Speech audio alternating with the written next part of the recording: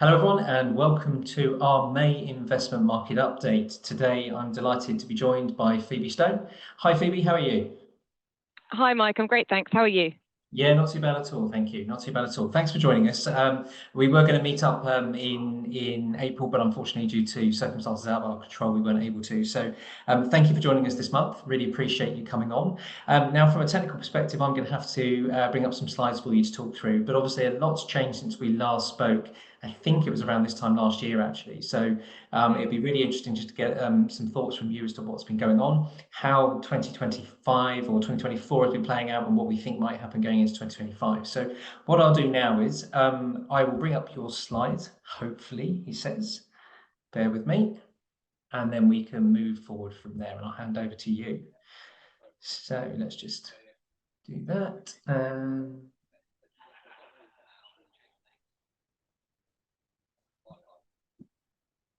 We'll try and cut this bit out.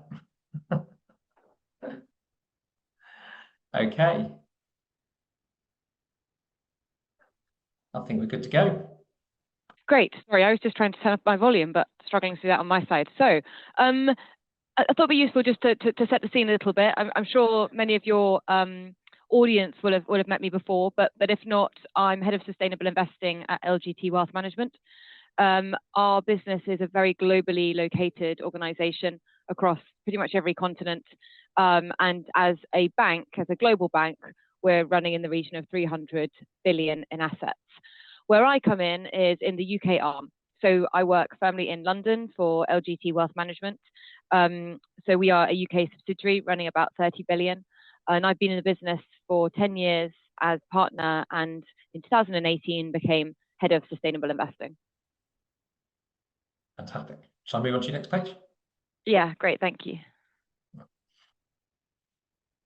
So I think one of the main things, Mike, that's changed over the last 12 months is the clear, the defining point of this year, I would say, would be the fact it is the election year. That most people are or already have gone to the polls ever in a single year. And it's not just in the Western world, you've seen pretty enormous and monumental elections happening in pretty much every part of the globe.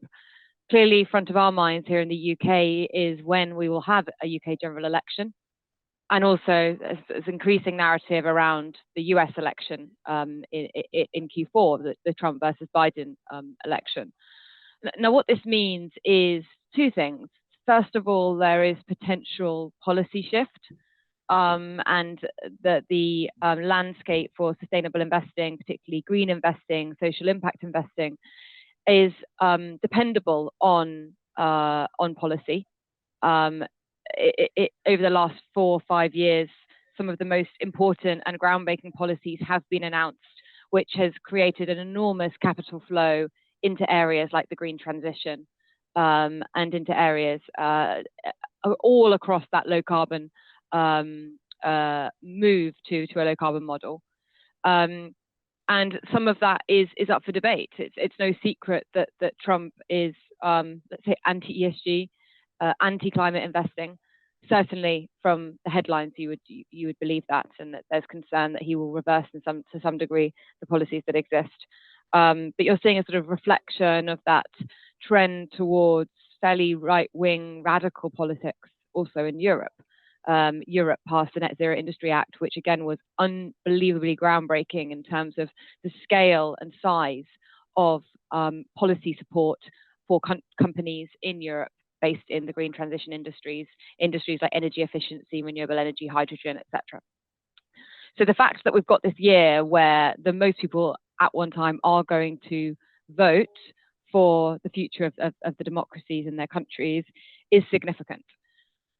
If you turn to the next page, it's no surprise that this year of elections has coincided with a politicization of ESG, and parties on both sides, and you can see that here in the UK, Conservatives and Labour, the two major parties, are hastily announcing and dropping climate targets and climate spending and climate policies in order to potentially try to attract a greater proportion of the electorate. You're seeing newspaper editorials opposed to climate action, spike, and you can see that at the bottom right chart. It's an interesting chart there.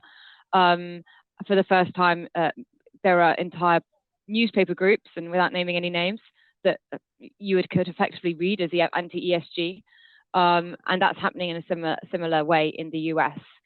Now, I think it's important to point out, and this is really sort of what I wanted to touch upon today, just because the audience of this call may well be very familiar with this sort of rhetoric, this very opposing rhetoric, this very polarizing and binary rhetoric, it's important to note that there is a lot going on underneath the surface.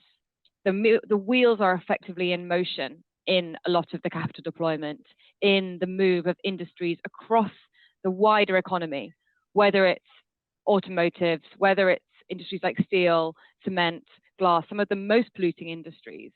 The wheels are already in motion in many of these industries to decarbonize, to be less polluting, carbon polluting. And whilst a lot of energy is spent on maybe being concerned about the politicization of ESG, underneath the surface, this stuff is happening. It's happening all day, every day, and it's already been embedded in sort of BAU, business as usual, for many of these companies.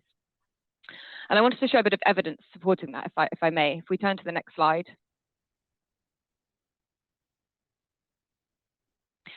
I've spoken to you probably before about the Global Growth Report from the World Economic Forum.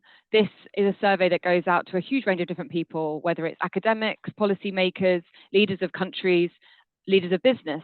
Many individuals on boards are feeding back into this survey to survey the most important risks to those individuals on a 2-year basis. And you can see here, extreme weather events ranks as the second most important risk in terms of impact and the concerns that are raised in all risk categories. Over the next 2 years, this will be the second most important, the second most impactful topic that will impact business, economy, the world. If we fast forward to the next slide and looking at a 10-year time frame, 4 out of the 5 most important risks ranked by that big range of different people all over the world are climate risks, environmental risks. So these are not just issues that are being debated by environmentalists, that are being tackled over in Parliament. These are certainly major economic and business risks that are being considered within business strategies, and seeing as something of a strategic importance. If we go to the next slide. You're also seeing a real life shift to production of renewable energy. And for the first time, Europe is producing more energy from renewable sources than traditional sources, which is something that was passed for the first time last year. We turn to the next slide. You're also seeing investment in renewable energy as substantially larger than in previous years. So Bloomberg New Energy Finance, for those watching on the line that have a specific interest in this area and you haven't checked out Bloomberg New Energy Finance, amazing set of resources, and a lot of the charts that I use come from there. They've estimated that investment in clean energy actually jumped almost 20% alone in last year. So whilst there was this sort of potentially perception that ESG investing was out of fashion, that it was a growth investment, it was reliant on low interest rates, clearly 2023 was a high interest rate environment, and you had 20% more investment than the previous year in this space. It's clearly not just Europe, and my previous chart showed a lot of investment and the needle really shifting in Europe. Really where the dominant investment bodies are places like China, places like the US. And you can see China is very, very dominated by electric transport, and I'll come back to that, really dominating the EV world. There's been some sort of tougher environment for companies like Tesla. You might sort of assume that that's a read across, and electric vehicles are slightly out of favor. It's really just that the demand from Tesla has shifted to BYD, the world's biggest electric vehicle manufacturer today, and that's really represented by China's investment in this space, but also investment across hydrogen, across power grids, and I've got another chart showing that later on. So if we move on. This is a similar chart cut in a different way. This is the last chart was 2023. by geography. This is showing the growth year on year. So you had, if we rewind back 10 years ago, 2014, almost the entirety of the investment in energy transition was renewable energy, around 300 billion. Since then, year on year, there's been exponential growth. You could see there in electrified transport and pretty steady investment in electrified heat and pretty steady investment in nuclear. So you're seeing investment not just in the production of the energy, the application of the energy in transport and automotives, and also the storage of that energy. Unless we have viable grid networks and grid infrastructure, then you can only make so much renewable energy, you can only use so much renewable energy. So that grid infrastructure and investment is absolutely crucial to the overall picture. But you can see here, whilst again, people might think, investment in sustainability and the green transition, it's sort of tailed off, it's slightly fallen under the radar. The facts and figures here show a very different story. I mean, Phoebe, if I look at this is quite astounding when you look at the significant amount of investment that's going in here. And obviously, if we go back over the last couple of years, and what we've seen is that there's been a surge in gas and oil prices, which we were expecting, obviously, off the back of what went on in the Ukraine war with Russia. So there was obviously a changeover. And obviously, we've seen interest rates have some impact on infrastructure funds and things like that in general terms. But what you're saying here is, and then I think you said this a little while ago, there was a huge amount of money floating around to go into this, but it's about actually being able to deploy that capital in a way that's meaningful, because there were only so many projects that were available. There was only so many things you can build in 1 year. And so off the back of COVID, there was a lot of capital there available. Is it that really we're just waiting and it takes time for this to translate through into profitability and therefore value for the end sort of investor? Is that a fair comment on that, or is that completely way off the mark? I'm just trying to understand why we've seen a bit of a drawback on sustainable investing over the last, say, 12 months. Yeah, so clearly the investment landscape or investment environment has shifted since 2021, and you had that sort of year of reckoning, let's say in 2022, where interest rate expectations shifted so dramatically. Then we had an environment that inflation has started to come down, and the US inflation print yesterday, I'm just going to timestamp, we're recording on the 16th of May. The inflation print yesterday from the US, I think was pretty important. There were some concerns that inflation was ratcheting back up again, and the inflation print yesterday puts those concerns potentially to bed. But we are in an environment now where we are, hopefully, given the inflation remaining where it is at the moment, at sort of peak rates. As rates start to come down, the types of assets, and when we're talking about renewable energy assets, infrastructure assets, they are what's called long duration. They are sensitive to interest rates over a longer time period. So they do become more attractive as an alternative to fixed income, as an alternative to bonds, as the yields on bonds come down, which is in line with interest rates. So that's a sort of economic and financial answer, but it is crucially important. We have to make sure that for every asset in a sustainable portfolio, there is a very good sustainability case. And that's as part and parcel of tapping into the energy transition. But there has to be an extremely strong financial case. And what we're seeing now is actually interesting opportunities starting to present themselves to us. And as a result of that, we've actually added in exposure to an infrastructure fund, because as we saw sort of peak rates starting or we started to see inflation evidence, which would demonstrate that we're at peak rates, that is when we started to increase exposure to those infrastructure assets, which, as I said, are a bit more volatile.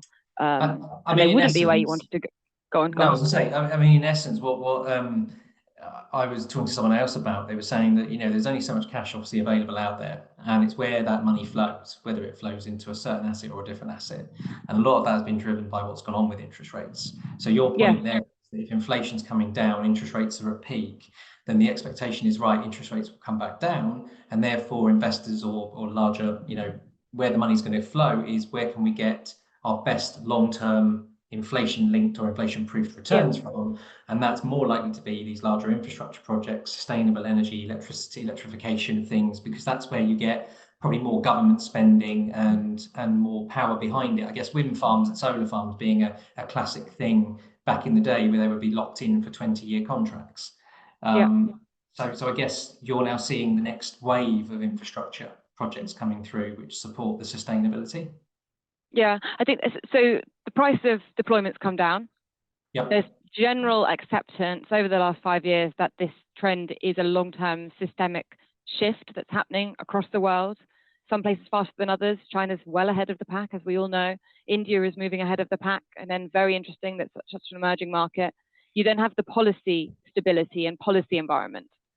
And some point that I would make, that I sort of hinted at earlier, is yes, you have this huge year of elections, and yes, you have Trump, who's shouting from the rooftops that he'll take US out of the Paris Climate Change Agreement again. But in reality, if you look at the states that are benefiting from the IRA, the Inflation Reduction Act, effectively the Green Spending Act in the US, 86% of those of the money spent, deployed, is in Republican states. And some of the most red states are benefiting the most. So this is not just a sort of woke agenda that Trump needs to be weighing up. It's more, where are the jobs? Where is the economic value to the US? And that is, that's his key message and key thrust. So it is a bit more complex underneath the surface, and I think we're more likely to see policy stability. And this is maybe a bit of a controversial point, but I think there's going to be more policy stability, even in the US, even if Trump gets in, than is being reported in the newspapers, because it's of economic importance now. Absolutely. There's got to be a point where the pendulum has shifted. So up to a certain point, there is always that ability to pull back from some of these things. But if you're now suggesting that in lots, this is embedded into, into the system, it's baked in to some degree, then trying to pull back from that becomes very, very difficult, especially when you can see that it would have a detrimental impact on the US economy. And obviously Trump's rhetoric has always been about, I'll come in and build the economy and make the US great again. So it's quite interesting, isn't it, that you have the rhetoric on one hand, and then you actually start saying, well, underneath this, probably not going to change much. And that's always a difficult one to answer, isn't it? What's going to happen with Trump? What's going to happen with Biden? What's going to happen in the UK? And obviously, I think the UK has less of an impact on the world economy because it's such a smaller part of the overall world GDP. But the US does matter. And much more so than the UK. So that's really interesting that your thoughts are that even with a Trump government, that there's going to be stability. Yeah, which I wouldn't normally put those two words in the same, Trump and stability in the same camp necessarily. Yes, and obviously there'll be a lot of volatility in many areas, but yeah, sure. what's his another option, that he stops these subsidies, and then the dominance that was already being taken in at such a major way by China continues. Then you have your semiconductors, which you're getting from Taiwan. You'll then have to source from China if you don't continue to invest in the semiconductor industry that they're trying to desperately build in the US, or the battery manufacturing. So I think it's much more complex underneath the surface, and I'm sure he knows that, but he also is spinning a certain rhetoric to appease voters or get voters. Just on that point, one of the things that we've spoken about before is the impact of a war in Ukraine has effectively made a lot of countries think about their energy security and having energy independence. So if there's a lot of investment, which we've now seen in the US, as you just referred to, going into this kind of infrastructure, then as you say, it would seem wrong to move away from that. Because then you're moving effectively away back to a more globalized view again, whereas actually the agenda has been, we need to make sure we have energy security and control over our IT and everything like that, because it's now become a completely different world to what it was 15 years ago. Yeah, absolutely, and it's semiconductor security, being really granular about it. But that is something that I would say is top of most countries, most major economies' lists in terms of ensuring future supply of semiconductors, because there's 80 semiconductors in a phone. There's probably thousands of semiconductors today in a smart car. So this is one of the most crucial elements to the increasingly digitalized world that we live in and the green transition. Brilliant. Shall I move on to the next slide? Yes. So I don't know if I've spoken to you about this slide. It's actually a fascinating one to me, and demonstrates the future of the traditional fossil fuel industry as voted by the fossil fuel industry companies themselves. So this shows the distribution of cash flow that's pumped out by oil and gas companies. and then splits what that cash is used for. So if you look at this left-hand slide, 2008 to around 2016, give or take 80–90% of all the cash that was generated went back into oil and gas expenditure. They were voting with 2 feet for what they did, and they saw more potential of reinvestment back into finding new drilling sites or existing drilling sites.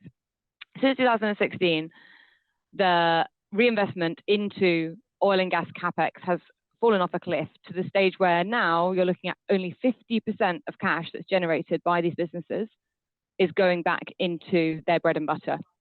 50% of it is repaying debt, which, given the current interest rate environment, potentially is no surprise. Significant portion of it going back to shareholders, and then actually quite a small slither going into the future energy, renewable energy, etc. So if you're holding an oil and gas company in a portfolio, you're effectively having to accept that it's a declining industry, and this decline is actually happening potentially much, much faster, as dictated by the businesses themselves, than many investors realize.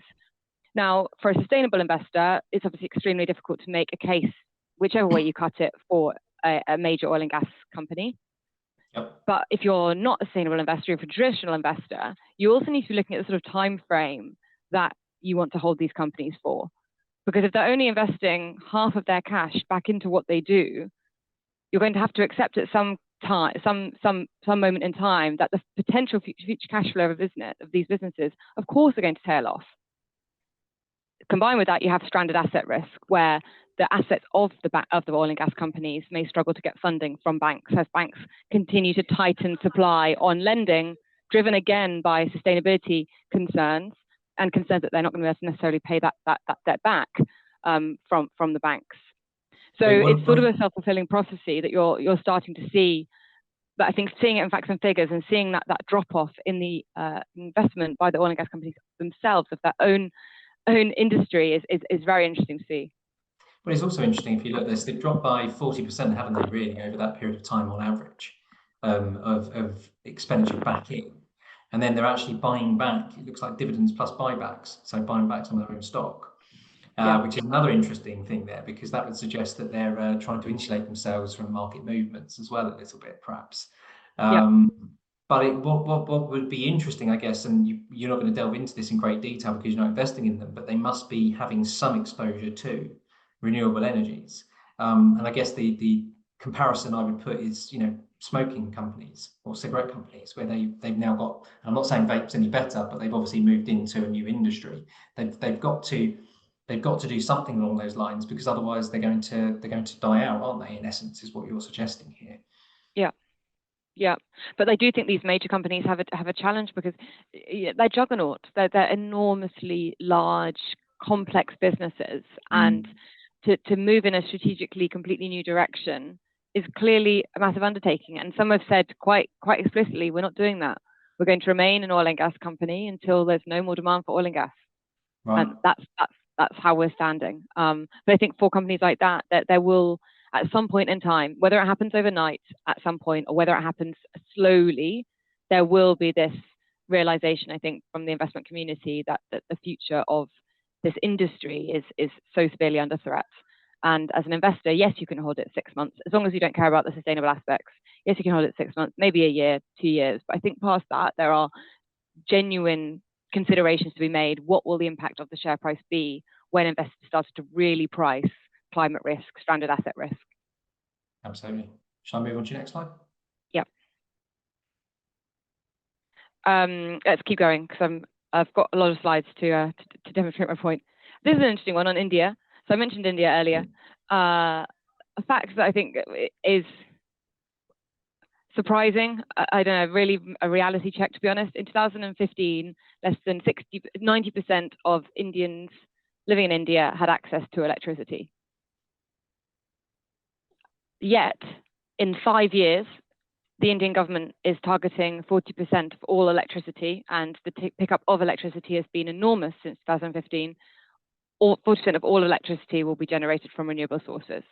So really ambitious target there. And the reason it's particularly ambitious is because India's blessed with a lot of coal in its topography. So the easiest thing to do would be for India to mine that coal and burn that coal. But Narendra Modi has got very ambitious plans around net zero. He's set a net zero target for the country and is investing an enormous amount in that transition. There's some pretty generous subsidies for solar panels, and you see a lot of solar panels in India today. You can also see on the chart there the proportion of Indians with access to clean fuels for cooking, which over a long time period, and the information here is from the World Bank, I think, not the World Health Organization, has gone from 10% in 1990 to 70% today. So the speed of change in these parts of the world are enormous, and the commitment by some of these leaders is in some ways far more ambitious than you have in the West, whilst you have a population that's still very low middle income, despite that status, that they're being as ambitious as ever. So the true leaders, I think, in climate innovation, in tech investment, already are China, and certainly still will be places like India in the years to come. If we, the tipping point, a quick one on EV. I've said it a couple of times, but one chart here on the right from Bloomberg again demonstrates the number of countries now that have passed that tipping point, that 5% tipping point, which is seen as the tipping point for adoption for new technologies. And you can trace that back to telephones, to combustion engine vehicles, to the internet. You have this sort of tipping point at which the adoption rates go J-curve style. And you've passed that 5% tipping point in electric vehicles in countries all over the world. EV market share, electric vehicle market share, maybe unsurprisingly, places like Norway are almost at 80%. Iceland, places like 58%, driven by the policies in those parts of the world. But China, 23% of all cars are electric. Really, really enormous stats. In California, as a result of, again, policy change over the last 5 years, you've gone from 2% of new cars to 22% of new cars are now electric. So whilst, you know, we don't see many of the brands that are being sold elsewhere in the world still yet here in the UK, brands like BYD, although you do start to see adverts for them now, this is just the direction of travel. And I think that whilst newspapers might have you believe that there is a waning of interest and, you know, a bit of a change around the views of electric cars and how beneficial they are to the environment, the fact of the matter is the market's only going in one direction here, and that's happening on a global basis. Right.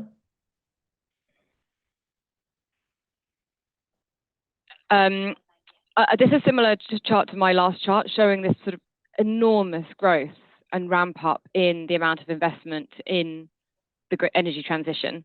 But if you flip to the next slide, a bit of context, even though this growth rate has been pretty enormous. Sorry, Mike, if you go to the next slide. Sorry. Oh, too far. That's all right. That one. The funding that's been provided so far to date is in dark blue there.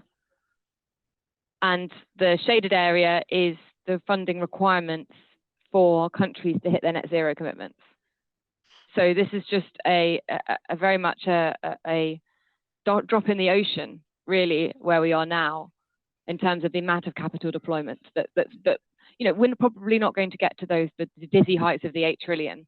But even if we get halfway there in terms of investment in this space, there is enormous potential for investors to take a piece of this pie. I mean, if that curve from 2020 onwards carried on in the same trajectory upwards, then you would sort of get there, wouldn't you? You would eventually get to that 8 trillion, but that could change along the way. But I guess what it shows is the impact of 8 trillion. The impact of, say, 8 trillion already of funding has had on the environment. You know, looking at EV take up, like you just showed a moment ago, that's quite impressive. So, and India and China will probably push a lot of this forward, won't they? Yeah.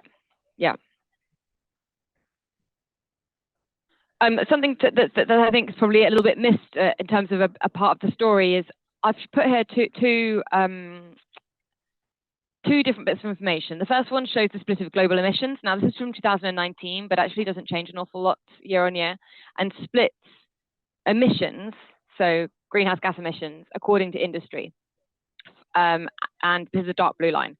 So 34% of emissions are attributable to industry. So things like steel, concrete, cement, so highly emitting, carbon emitting sectors. 17% to the built environment, buildings, etc. 12% to energy, potentially lower than some people might think. 15% to mobility, so cars, etc. 22% to food and agriculture. The light blue lines overlay the allocation of climate investment, climate venture capital investment, so early stage investments. And there's a bit of a mismatch.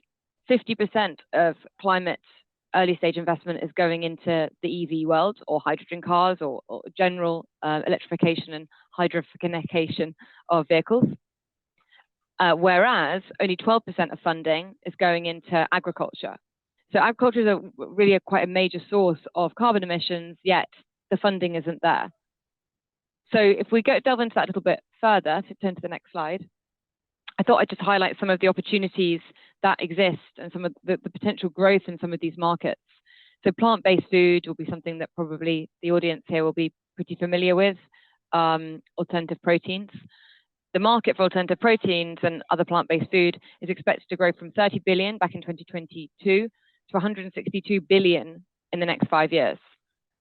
Similar, pretty stunning growth in market is precision farming. So this is when you're using AI and sensor technology for a farmer to be much more specific and careful about how much pesticides they use on a field and where they spray.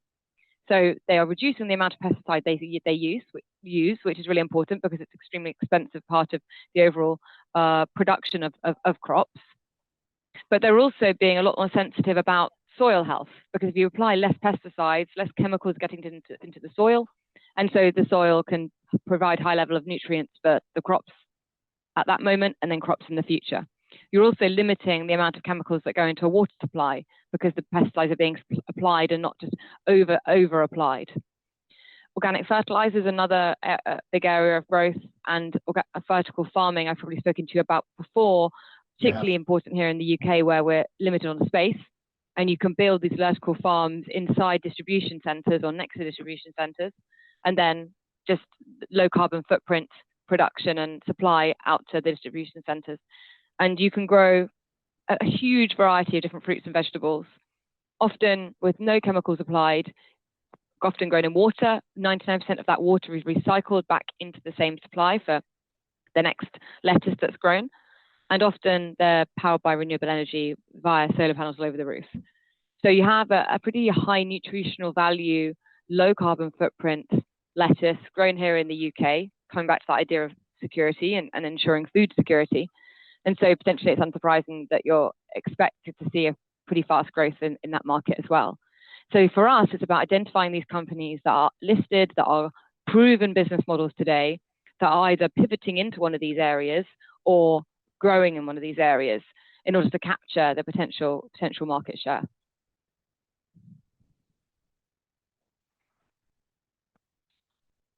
So a bit of a summary on the sustainable themes.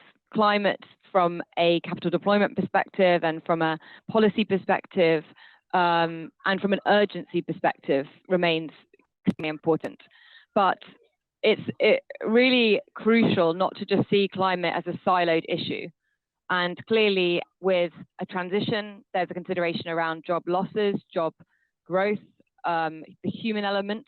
Climate change migration is happening all over the world, sadly, every single month. And so a consideration of the social elements is crucial. We've also got government spending come to fruition. I've spoken to you about policy stability being really important in this space, but as a result of the Net Zero Industry Act, China's enormous level of spending and other policies like the IRA in the US, you're starting to see that feed through. And those sorts of charts, those exponential growth charts that I showed you in everything from battery storage all the way through to adoption of renewable energy, like we saw in Europe, and production of renewable energy is demonstrable of that. Biodiversity and nature-based solutions, something that's very close to my heart. We shouldn't rely on technology being the silver bullet. We shouldn't just carry on with current economic activity and current behaviors and then expect some sort of invention to come along and design us out of the problem. We do need to be nurturing the ocean, the carbon sinks that we have, whether it's oceans, whether it's salt marshes, whether it's soil, whether it's forests, and making sure that we can leverage technology to continue to be able to use those natural carbon sinks to draw down the carbon from our environment. And that's pretty much the the most reliable way in which we're going to be able to reduce carbon emissions.